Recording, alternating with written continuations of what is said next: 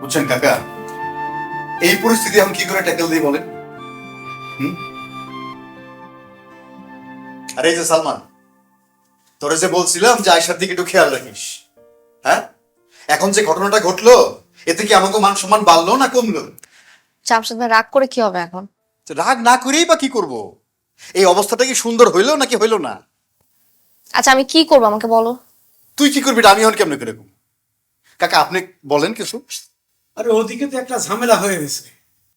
ওই যে ফেসবুকে মেয়ের ছবি সহ কি যেন লিখছে, সেইটা ছেলে পক্ষ দেখছে, দেখার পর এখন আর তারা আগাইতে চাচ্ছে না। শুনছস? একটা হওয়া সম্বন্ধ শেষ, আর এই সম্বন্ধের উপরে ভিত্তি করে তোরা জমি বেচতে চাইছিলি। কিসের মধ্যে কি টানতেছো তুমি? জামশেদ ভাই তুমি আমার চাচার বড় ছেলে, অভিযোগ না করে ভাইয়ের দায়িত্বটা পালন করো। খালি কথা বললেই হয় না, কাজটা করতে হয়।